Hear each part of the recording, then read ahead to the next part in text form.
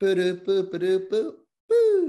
That's our intro. All righty. Welcome back, gentlemen. I know it's been a little while. We say that every time. We're going to get better at this, I promise. It's just that we take such a long time with our content creation, getting our thoughts and everything together to deliver the perfect product to our audience. So we're back. It's a couple days before Thanksgiving. Currently, this will come out probably in a week or two. But the guys are very passionate about this. They're very passionate about the term starvation mode. Is it a thing? That's what we're going to talk about today, guys. I think this is coming from context of we've been seeing this a lot. Usually everything we talk about comes from a place of conversation with clients recently, social media posts that we're seeing. And that's why we end up talking about it, because we are really talking about it in our everyday lives. So I think today, let's dive into starvation mode. Is it a thing? Our thoughts on it, and probably just a lot of conversations that we have with our nutrition clients and a lot of our one-on-one clients when they're going into a nutrition program with us, whether that be weight loss, maintenance, putting on some muscle. That's where we're going to go today with today's conversation. So, boys, it's good to see y'all. I feel Cody was very passionate about this, audience. Let's let Cody segue us, lead us into today's conversation. And I'm just literally going to hand him the football right now, and he's going to take off. It's yours. See you later, buddy. A lot of responsibility. It is. Take it, run with it. Okay, so for our listeners, and we were chatting about this before, we started recording, but I think collectively our hope is that we can move the needle towards the direction of correctly maybe labeling, describing, educating what happens when a person goes into an energy deficit, or when they're attempting to lose body fat, or we can even use the word diet, whatever. And so I think, are we all on the same page? We kind of want to create a lot of clarity around this thing, clear up some misconceptions, stomp out some myths. Ultimately, I mean, from the client's perspective, it's probably really, really frustrating and annoying and confusing to be on a nutrition approach and you feel like you're working hard and doing all of the things and you're not seeing the progress that you want. And that can feel kind of defeating. And ultimately, a lot of human metabolism, the body, nutrition, whatnot, it's kind of complicated. But I've noticed that us coaches and people, we almost oversimplify things, and we create these black and white rules and whatnot to help wrap our heads around what's happening, or we try to rationalize what's happening. And I think that's part of where starvation mode came from, right? It's there's this complicated thing. I don't know how to handle it. I don't know how to work around it. Surely I'm not eating enough in order to lose fat. So I'll stop there. Joseph, I can see him he's powering up over there. I know he is. I want to say one thing real quick, because you just got my wheels turning, Cody. I've never actually thought about why we started saying, not we, but why the fitness industry started saying starvation mode. What is the origin of it? Where did it come? And it's like you just said, it feels like it's just we needed a reason to say why we weren't losing weight when you think you're not eating very much. So that just got tossed out there, and that spaghetti just stuck on the wall.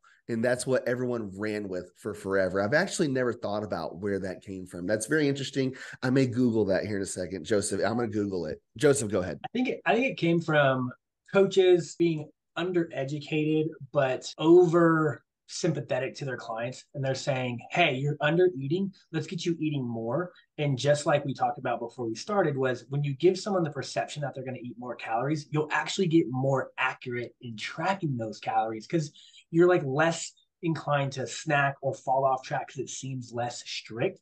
So you're actually more excited to adhere to it, which let's say, if you were following a 1,200 calorie diet, you get super demotivated, you're hungry, you're tired, you're weak, you're all these things. So you start to slip up. And those little slips bring you up to 2,000 calories, which is actually your maintenance calories. And now you're just not losing any weight. And so you think you're at starvation mode. But then your coach says, hey, stop eating 1,200, let's eat 1,600. And now you go from 2,000, which you were eating mindlessly, down to 1,600, and boom, you start losing weight. And you're like, I knew it. I was in starvation mode. And no, you were just mindlessly snacking on 2,000. So my goal, I don't know what Cody's goal is here. My goal today is to bring back some personal accountability and give you guys some tips and some tricks and some ways to look at nutrition and your habits and behaviors to hopefully catch yourself from mindlessly snacking and going over on those calories. And Tyler talked about it earlier about eating, we want to eat more whole foods and less empty calories, right? We want to eat more things that fill us up so that we're less inclined to snack or fall off track or whatever the case may be. We can go super nerdy topics on all of this stuff if you want to, or we could just stick to like habits, behaviors, mindset, and all that good stuff. Joseph, I think you bring up a good point. We should probably talk about both sides, like the calories inside of things and how that gets influenced, and then like the calories outside of things and how that gets influenced, and really ultimately how predictable it is, which is kind of cool, right? Like we know these things are going to happen, and if we know that they're going to happen, then we can kind of plan around them or educate and communicate about them and whatnot. So I would say let's do all of it. I'm gonna drop this here, and I'm gonna let you guys run with it. Well, let's first maybe define starvation mode, or the definition that people think of when they say starvation mode. And I would assume or broadly say that when people say, oh, you're in starvation mode, they are in this place of like fight or flight. They're overstressed. And so the body goes into like resource hoarding and resource guarding, and it hangs on to body fat as a survival mechanism. Would you guys agree that that's probably like roughly the definition of how most people think of starvation mode? Yeah. This is what I'm going to drop. Never in the history of famine and real starvation has somebody like gained body fat or not lost body fat. And what's crazy is how much like observational quote unquote data and research and anecdotal evidence we have of this. Like you were to go to somebody third world country and they are starving and you're like, oh gosh, like you're not in starvation mode because you're actually losing weight, right? Like that would never happen. So that's what's so confusing to me is I have millions of people who are suffering from actual starvation. They are not carrying excess body fat. They're this big. I mean, Tyler and I talk about it all the time. Like you could use Naked and Afraid, a TV show that we're all very familiar with, and they go out for 21 days with no food and they lose 20, 30, 40 pounds. They're not in starvation mode, right? And so just taking that analogy and like to your point, third world countries who are actually in a famine, who don't have readily accessible foods, like we truly take our situation for granted because there's many countries and cities and towns and people even in America that don't have access to food regularly, and they're not overweight, they're definitely not gaining. So yes, I agree with your definition. So if we look at maybe the situations people are in and why they would say they're in this, and I think it's a few things. I think one, maybe they're just in a plateau, right? And plateau is defined as about a month period of no weight gain or weight loss, or you kind of stay in this window. And so they're saying, I'm in starvation mode because I don't really want to call it plateau. I'm calling it starvation mode because I can't lose anything, right? Well, plateaus exist throughout the spectrum of whether you're trying to lose weight, whether you're trying to gain weight. And so I think maybe the two terms get interchanged a little bit sometimes. And then I think what happens probably more so than often is someone just is in the process of like metabolic adaptation. Like they've lost a lot of weight and the body has to get used to quote unquote, like your new body. And it's the most frustrating time period for a lot of my clients. And, a lot of clients get frustrated when you tell them like, well, what can I do? How do I get out of this plateau or metabolic adaptation that you so just defined? And I'm like, patience. we can adjust calories. We can do this. We can look at our workouts. We can look at our sleep. Like Mr. Cody always says, we can look at our water intake. We can look at a lot of things, but if you're consistently doing all of those things, the best thing you can do is just patience and time and not give it the term starvation mode. And that's where we get in trouble. Getting into metabolic adaptation, that's where we talk about the other side of the equation, right? Of calories out. So that's where a lot of us get frustrated. And I mean, there's something like Cody used the car analogy today. And so calories are our fuel source. We put gas in the car. When you put more gas, more calories in the car, you have more energy to go do stuff. When you put less calories in the car, less gas in the car, you have less energy to go do stuff.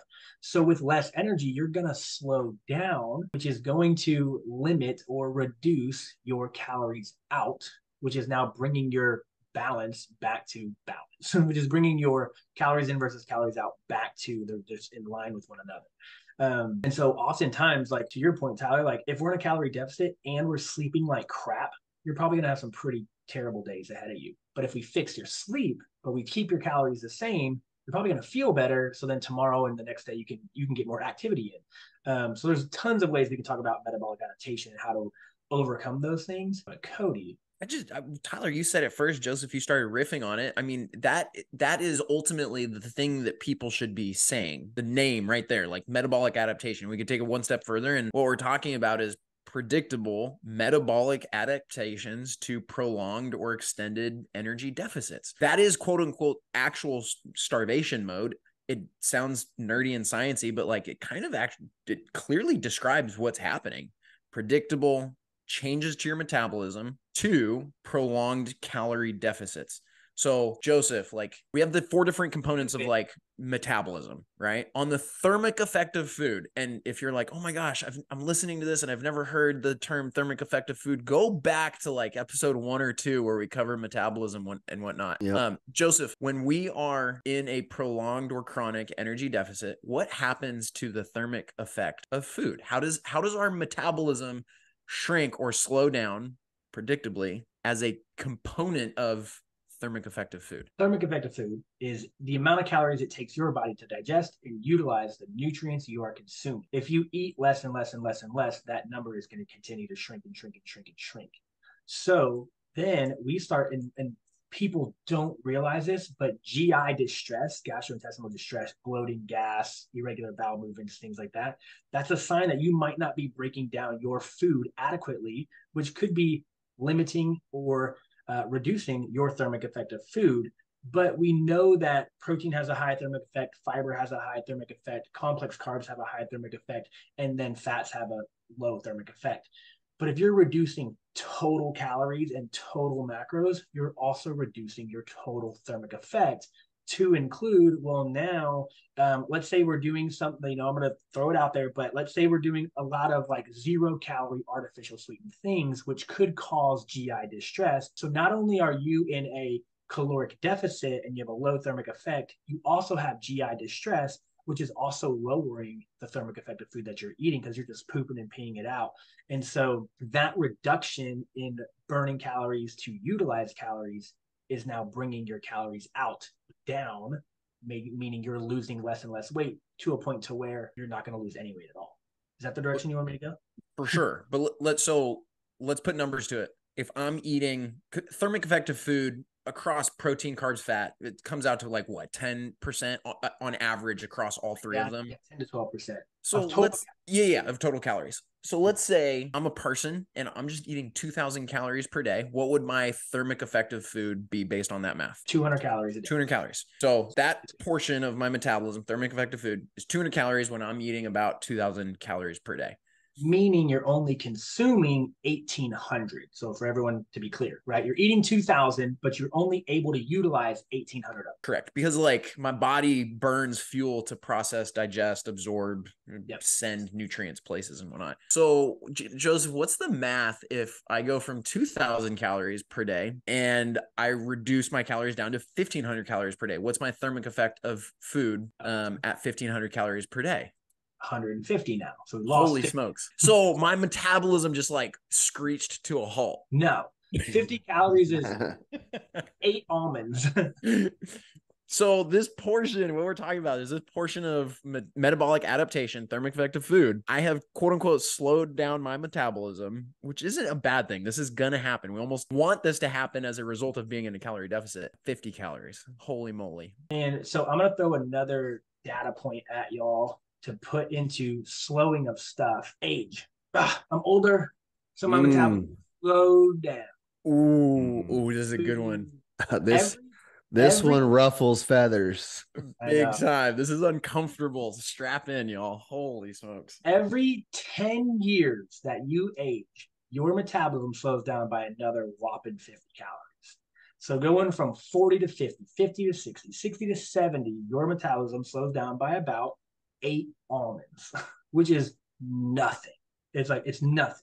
So you can't, getting rid of that excuses. Do we actually know what that decrease? I have a guess what that decrease is per decade, 50 calories per decade. And it really doesn't start until about 60. Age 60 is where we start to see the biggest drop.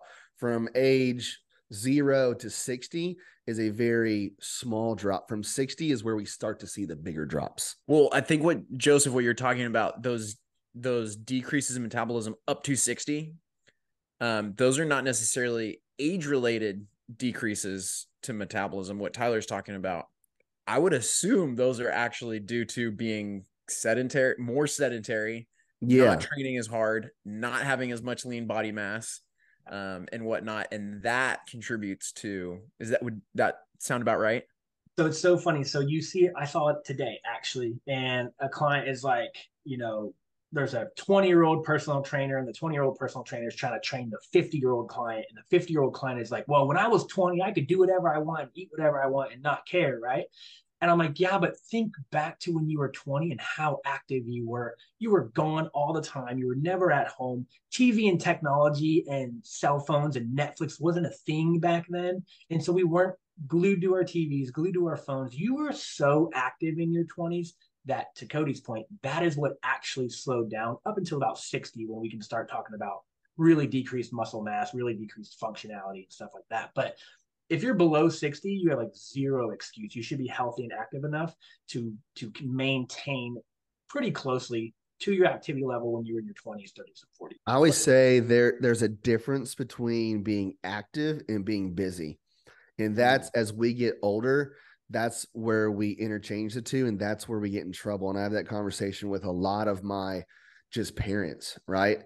Like Joseph said, look at when we were 25, we were active. We were going places. We were doing things. We were playing sports. We were running around, going out on the weekends, just being active. You are not active if you're dropping kids off at school, picking kids off at practices, running errands, going to work. You're being busy. And I'm not saying one is better than the other. I'm saying that being busy doesn't burn calories.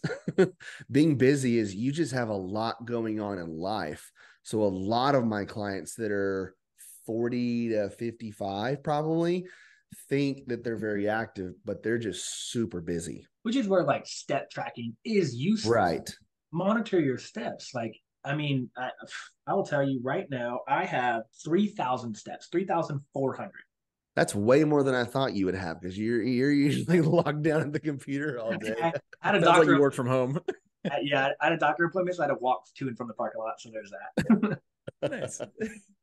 Well, so that actually takes us right, Tyler. What you were saying, that takes us into like, and Joseph, like the step count and whatnot. I mean, now we're kind of starting to talk about that NEAT component, the non-exercise activity thermogenesis. So like, y'all think about, and I say y'all, like those of you who are still listening, thank you, by the way, glad you're here.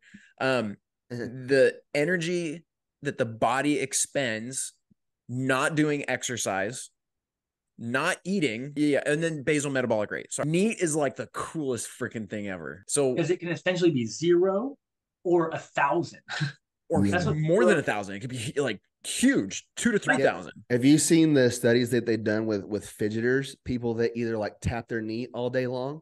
So they're you ever see that kid in class? I do it too. Like their heels going up and down, they're doing stuff.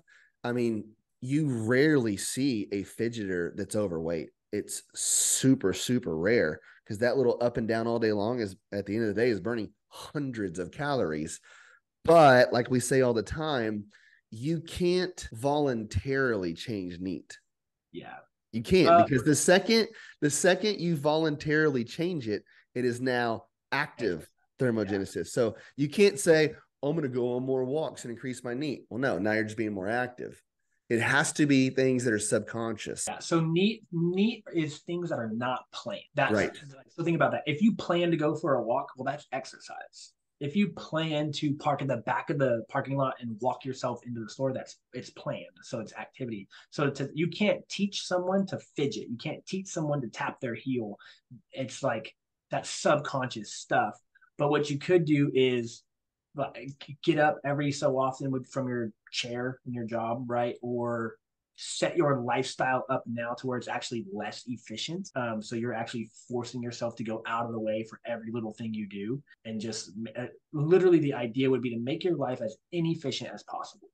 And that would be how you increase again. From a movement perspective. We're not saying like, just from like how you move in your, like, I mean, this is a really stupid, simple one to accrue more steps, but, if people have an office upstairs, like make sure you're staying hydrated and then go use the bathroom that's furthest away from you, not the one that's closest, right? Those little things, they add up over time. We're not talking about something substantial, but I will say though, the one way that you can make some people, quote unquote, involuntarily fidget more is when they surf through phases of dieting. And what I mean by that is if you take somebody who is a fidgeter in a calorie surplus, they have this extra energy, your body just can tell, right? It's got energy surplus.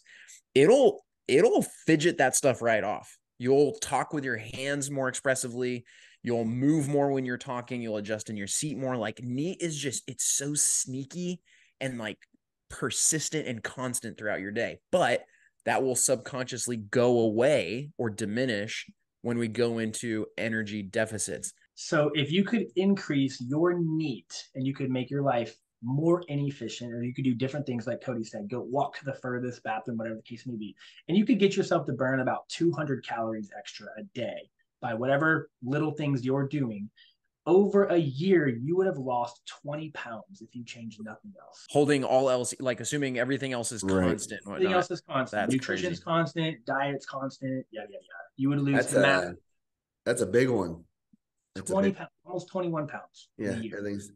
I don't know if it is maybe too soon or too late for this, but I pulled up a post I did a long time ago. We see this the most when we have someone come to us. And one of the most common things that we see is someone comes to us for nutrition and they say, I've been on this 1,200 calorie diet plan for a long time and nothing's working, nothing's moving. I think, okay, one, is it metabolic adaptation? Probably not, because what if that person had just started that, right? Like, and they've lost nothing, then there's nothing to adapt to, right? So we talked about metabolic adaptation a second ago, but that's in a scenario where someone has lost some weight, a little bit or a significant amount. But okay, riddle me this. I just started a program that's 1,500, 1,400, 1,200 calories and nothing is happening. My body is immediately going into starvation mode. And I feel like this is what I talk to my clients about more so than actual metabolic adaptation. And I made this post a little while back.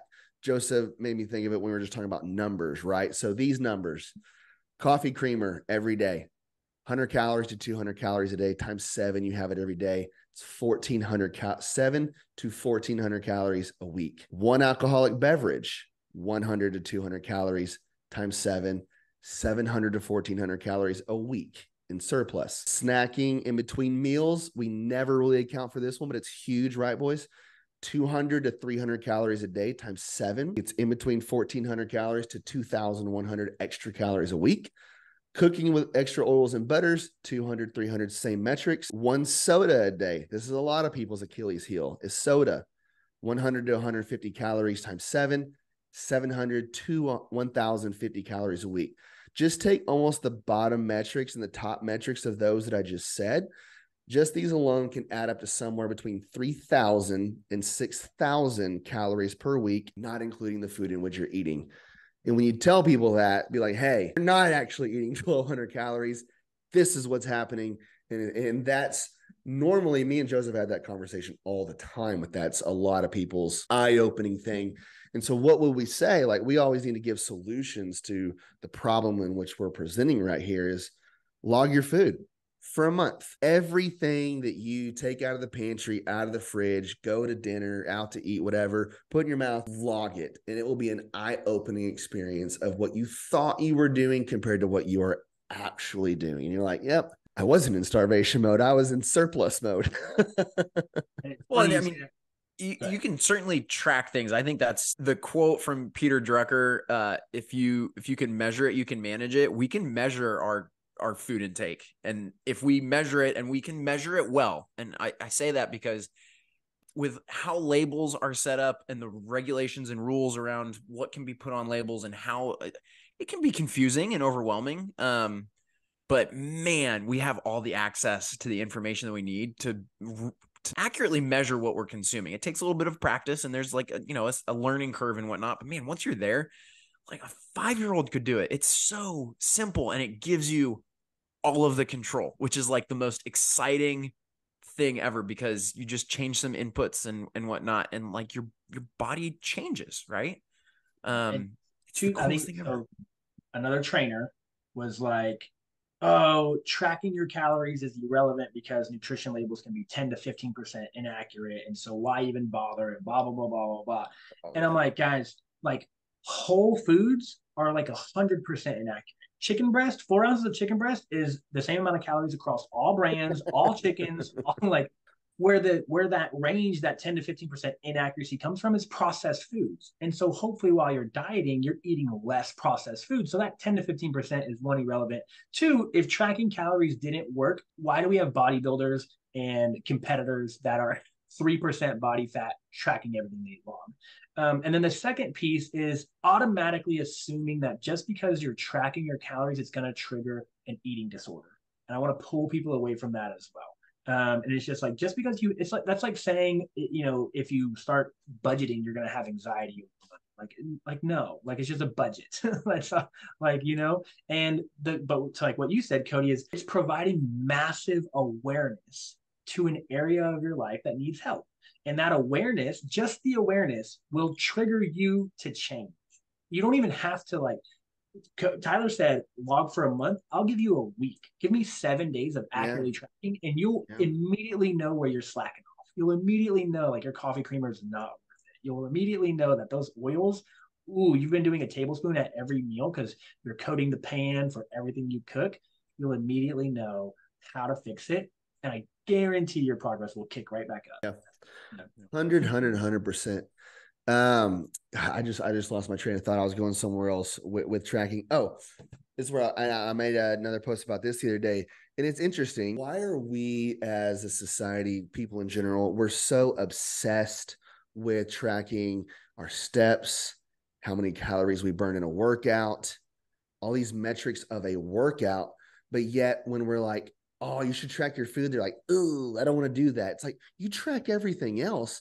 And my post is like, if you track your food as well as you track your steps and your calories you burn in a workout, you would lose some weight and see some progress. And I'm not trying to say that in a mean, condescending way. I'm saying that, y'all, we can talk about all this stuff till we're blue in the face, but nutrition and losing weight is literally 90% remedial math. It's remedial math. But people don't want to do the math. And when you start to tell them these things, oh, it's not your metabolism because of your age. It's not menopause. It's not this. It's not that. It's not that. It's literally the amount of calories in which you're consuming and which you don't know that you're consuming every single day. They don't like hearing that. I read a study the other day about menopause and just menstrual cycles in general. And during those time periods, your caloric expenditure decreases because your sedentariness increases, because we're like, I don't feel good, so I'm going to go watch TV, or I don't feel good, so I'm going to go lay down, or I'm hot, or I'm cold, or whatever the case may be. And then your caloric intake increases because through the emotional swings, and sorry, women, I'm not a woman's, but through your hormonal swings of menstrual cycles and menopause, like, we cope through food. Everyone does. And so it's not that your menstrual cycle or your menopause is causing you to not lose weight or gain weight. It's just that how we adapt with those things, it's making you more sedentary and it's making you eat more food, which is two things going in the wrong direction. So mentally preparing for those things and setting up daily habits and daily behaviors to set yourself up for success will push you through your menstrual cycle, will push you through menopause, and have a better overall experience. Because what we know is that when you get more sedentary, you're going to feel worse. And when you overeat calories, you're going to feel worse.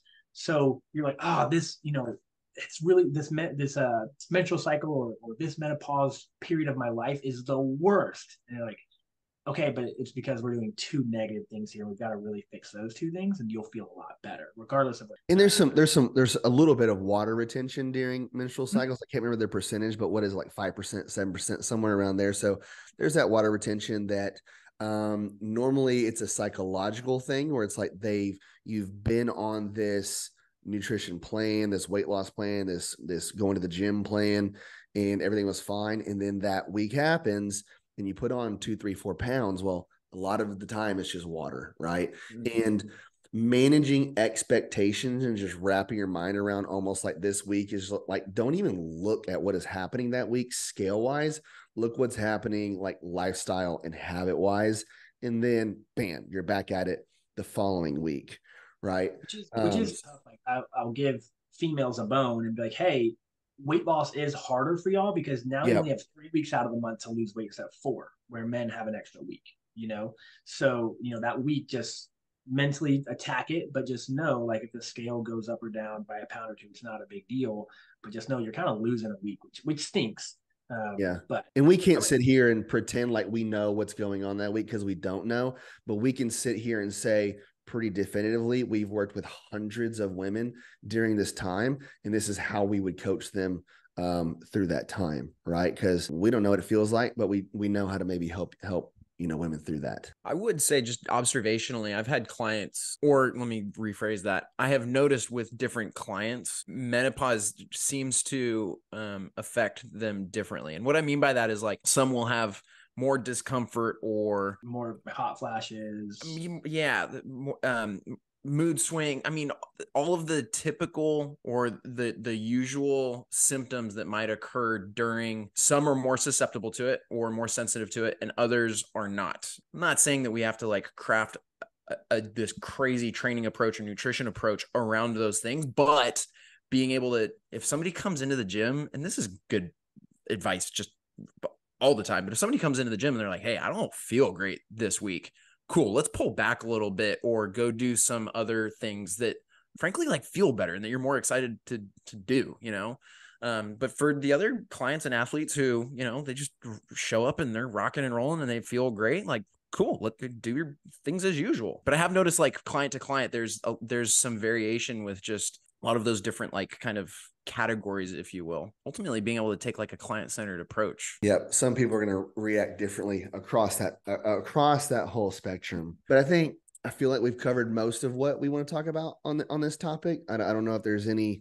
other like questions or things y'all want to hit on, but maybe we kind of bullet point this, summarize this a little bit to put a bow on it. Go ahead, Cody. I got a couple more things that I don't think we really touched on. Oftentimes when people are losing weight, they think, oh, I have to go like high reps. I have to do a lot of cardio and whatnot. Do remember, go back to the metabolism piece. We have basal metabolic rate. Big portion of that is correlated with lean body mass. And so when you're in a fat loss phase, one of the best things that you can do is resistance train, because that tells your body, hey, we need to keep this lean body mass. And that will help prioritize the weight that you do lose comes from body fat.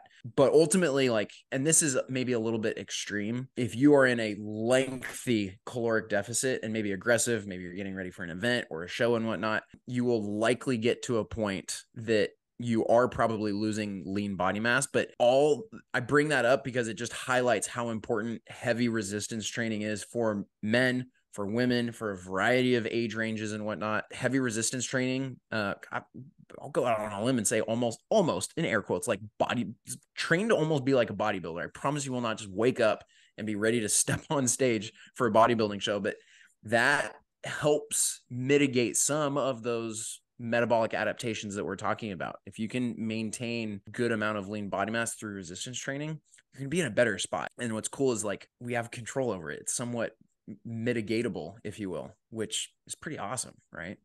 And like Tyler always says it, like, strength training like sculpts your body and your diet allows you to see it, something along those, right? Something along those lines. Yeah. And so everyone has this goal of tone, and I think we've talked about this before, but not to get caught up in that word, but everyone has this goal to look more tone or look more lean. And so we should do that mostly by prioritizing building muscle, or at least not losing muscle. And so if you have a weight loss goal or a weight gain goal, your training style does not have to change. A lot of people, I'm going on a diet, so I need to do more reps, I need to do circuit training, I need to do HIIT training, I need to do all this stuff. Like, no, let your diet dictate the scale and let your training dictate your happiness and your longevity and just how you feel.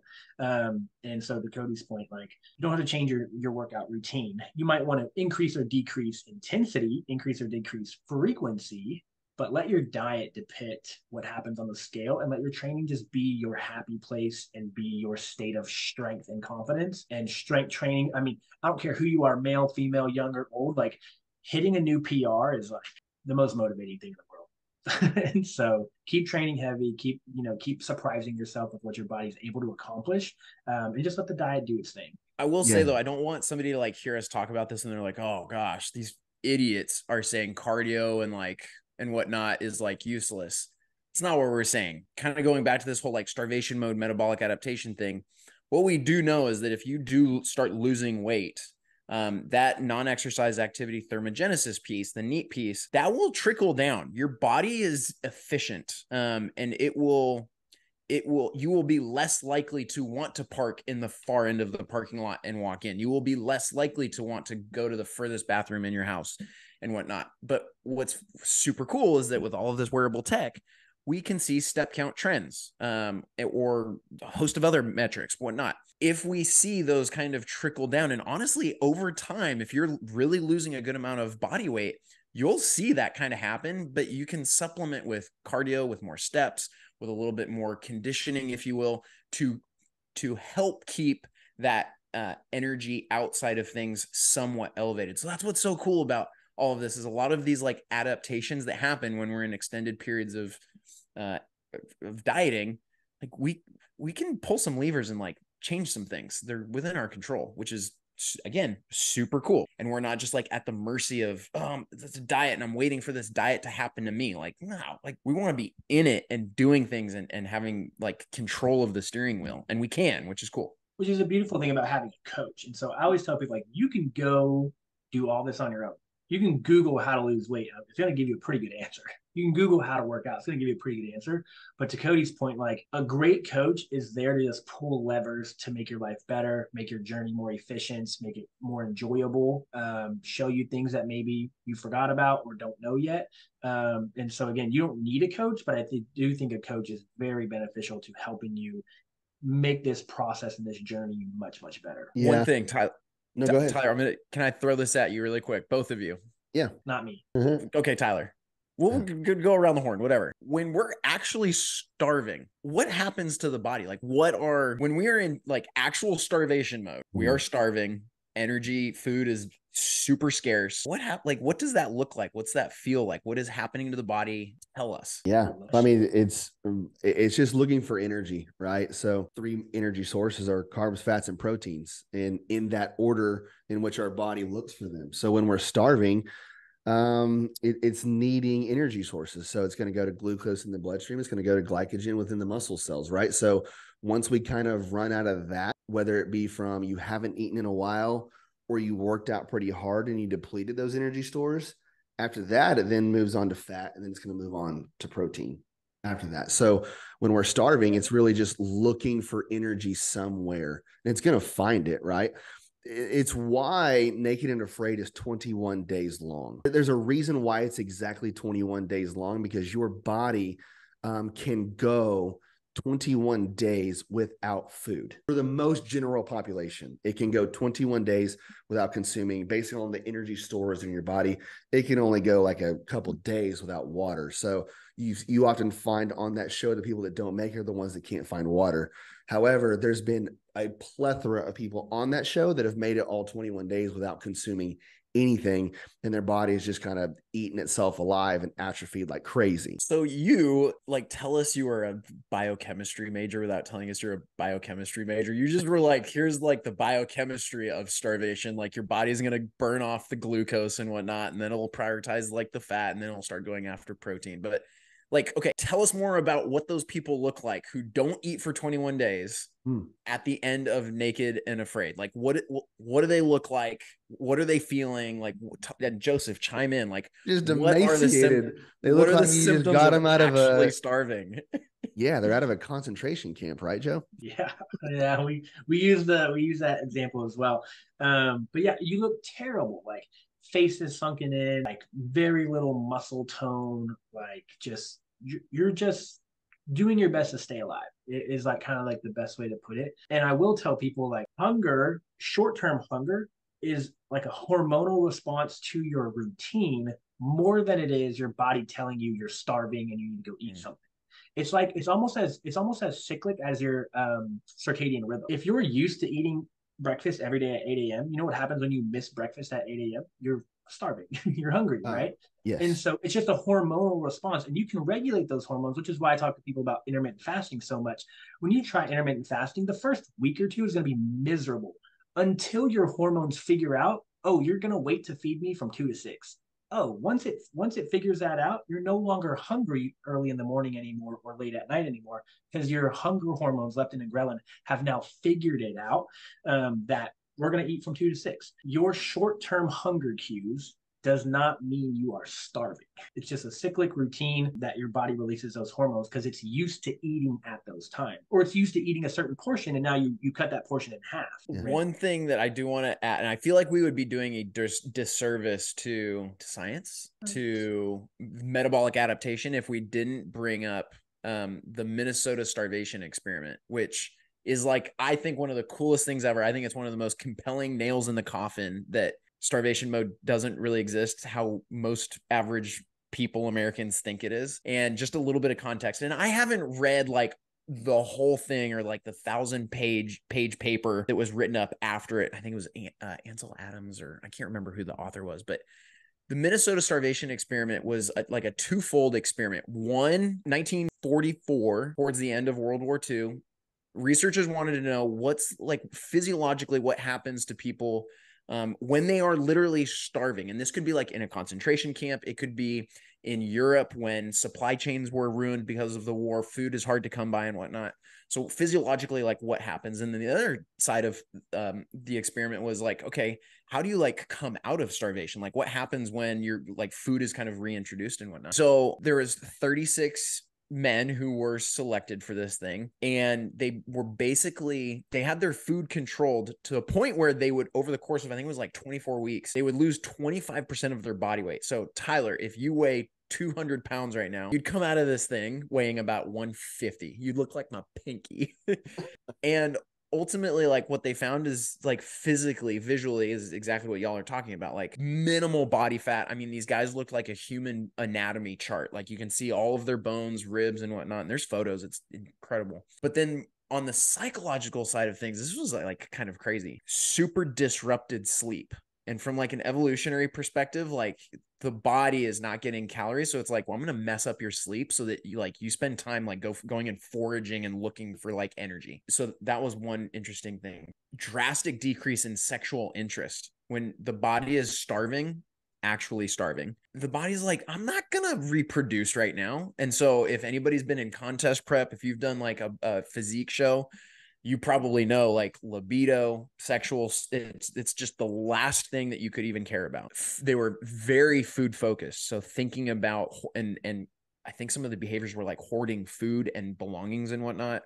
And then I'm going to butcher this word, hypochondrosis, which is basically like incidences of being a hypochondriac. So like you kind of think that like you're chronically like everything is like wrong with you basically. So in actual starvation, really nasty stuff happens to the body, and you're not just holding on to body fat. Like it's not a place where you would actually want to get. And so if anybody's still like on the fence, they're like, I don't know, I think this whole like I need to eat more in order to lose body fat. No, these jokers might be pulling my leg. I want you to go spend some time like reading the Minnesota starvation experiment, because it's really fascinating. It's a well done experiment, and it's pretty compelling and shows a whole bunch of the different stuff that we just kind of talked about. So, and the research has stayed very similar over time. So I know you said 1944 and everyone's like, well, that's old. And I'm like, no, it's been replicated, and it's everyone is still like, we can do it in much safer manners now, I think, but like our findings are very, very similar still to this day. And to your point, like if your whole life and psyche is not thrown out of whack, you're probably not in starvation mode. You might be hungry, but you're not in starvation mode, which is fair. What else did you have, Cody? What else did you have? Was there anything else you wanted to talk about? Do you have a lightning round for us today? Forgot about the lightning. Well, I want to maybe think about, we've never foreshadowed a next podcast, but I want to talk about the placebo effect. Next podcast and how that works, studies. Maybe all three of us bring 2 studies each. We talk about them and talk about how powerful it is. That just clicked into my head. I love it. I think it's the most fascinating thing in the entire world. And it would be really cool to talk about because not a lot of people understand or they hear, oh, placebo effect, but it's wild. Didn't we agree?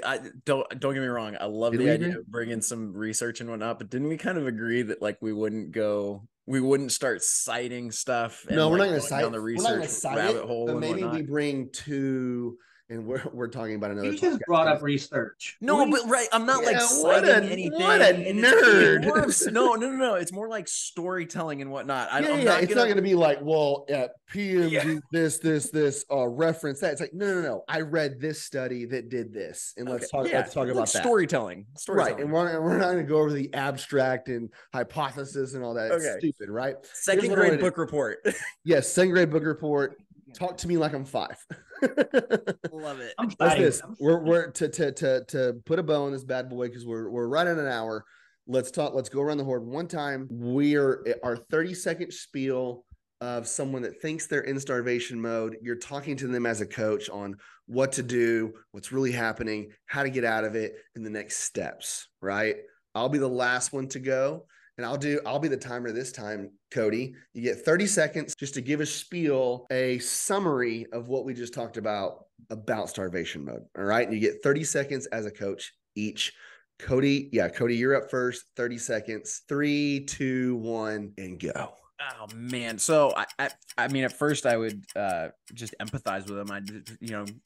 Putting in all of these inputs and whatnot, it's got to be frustrating not seeing the results that you want. But ultimately I'd really want to get curious with them, and I'd try to instill curiosity in them and help them be kind of like the detective, like asking them, well, what do you think could be causing this? What do you think is going on? Can we get a little bit curious about what might be preventing your progress? And then I'm guiding them. Yep. Love it. Right on time. 31 seconds, but who's counting? Joe, you're up, buddy. 3, 2, 1, go. I'm going to just pick apart your schedule and routine. So I'm just going to blatantly ask you about everything. Hey, how was Monday? Tell me what you remember. How was Tuesday? Tell me what you remember. Pick apart your nutrition. I'll pick apart your fitness. I'll pick apart your activities and your mindset as well. So I'll get into the point of like, how did you think about food this week? Were you constantly looking for food? Were you constantly hungry? How are your workouts? How was your sleep? I will start to nitpick all of these things. And then, like Cody said, I will provide solutions to the areas that you're struggling. Yeah, love it. I'll go ahead and go myself. It's going to be an echo chamber of both of y'all. 3, 2, 1, go. Like y'all, I'll ask a lot of questions. One, I'll probably define starvation mode with them, give a couple anecdotal funny things about, naked and afraid, it's not a real thing. And then I would really dive into like, I want you to log your food for a week or 2 and be super honest about it. You had a packet of M&Ms, let's put it on there. Let's really learn these things. I'll ask how your sleep is, how your workouts are. And then from there, we'll paint a picture of what it is and ask questions, but it's not a real thing. Time. Oh, it did so good. That was great. Cody counted you down. He did. I was looking at like the reflection in the camera right here. I was like, oh no, we gotta hurry. But yeah, I think good episode, boys. I like that. I like picking one little thing, diving really deep into it. I hope maybe our audience really likes it. Maybe some coaches maybe reaffirm some things for them. Maybe they learn a few things from it. But yeah, that's starvation mode. Our thoughts on it. Hopefully, you listen to it, share it with friends, family, all that things. We wanted to foreshadow next one. I think we're going to get into the placebo effect with something. I think it'd be a cool podcast. We'll try and get that out here. Let's do another one in the next few weeks, boys. But this episode right here, hopefully coming to y'all a little bit after Thanksgiving. We hope you have a good Thanksgiving. Gentlemen, I hope you have a good Thanksgiving. Have fun with family and friends. You are listening to the show. We want you to eat everything. We want you to have the apple pie. We want you to have the pumpkin pie. Cody said something great today that I actually had. I meant to message you, Cody, because I had the exact same conversation with one of my clients here today. It's like, don't look at what you're about to do in Thanksgiving as this fuel that you have to burn off. Look at it as fuel, as which it's a way to take you places, right, in your workouts. Like, man, I literally, boys, like my workouts, yesterday, Monday, today, Tuesday, tomorrow, Wednesday are going to be some of the best workouts I've had in a long time, because I know that Thursday, Friday, Saturday, Sunday are going to kind of be busy with a lot of family and friends. We want you to do the same thing. You probably won't hear this before Thanksgiving. You won't, but maybe you take it into the holidays, Christmas, New Year's, all that. So that's all I got. Anything else, boys? Yeah. Good seeing y'all. Good seeing you guys. Good seeing y'all. And we'll see you soon. Bye-bye.